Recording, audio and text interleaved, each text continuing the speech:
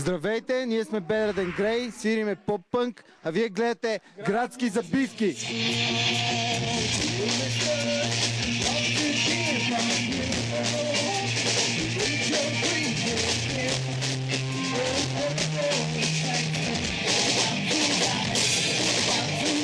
Какво постигнахте до момента? В общ план ли? Най-общо. Нищо. В смисъл, постигнали сме някакви неща, ама то какво?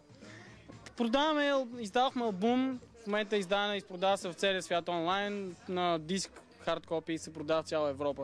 Цяла Европа, нали? В смисъл има някакви държави, в които не се продава, но повечето. Молдова, например. Да, примерно. Има 32 държави май, в които се продава, има разпространение, има дистрибуция.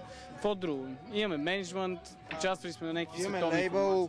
В смисъл, че доста сме направили, като за българ. Имате лейбъл?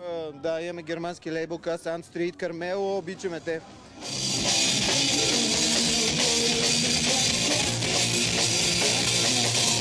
Всъщност главният успех, който имаме, е, че успяваме да съществуваме въпреки всичко, защото е много сложно. Всеки един от нас се занимава и с други неща и аз го читам това като един от главните успехи. Защото просто е сложно човек да прави това, което го кефи.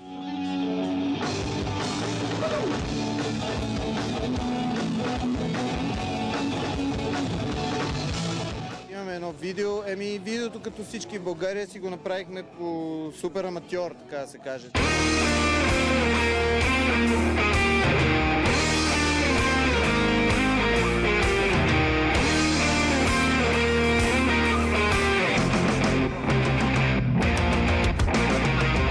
За какво мечтаете?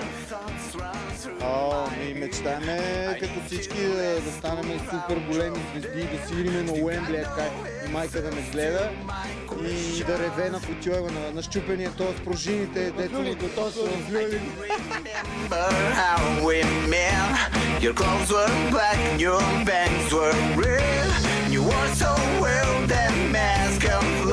Ти помниш ли кое беше първото парче, което сдрънка на китара? Първото парче, което сдрънка на китара, беше вокалната партия на Let It Be на Beatles.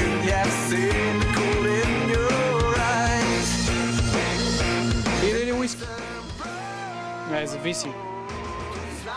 Пати отговора. Аз по принцип пия и бира, обаче съм супер любител на вино и пия само вино по принцип. Бира. Пия всичко без циганка.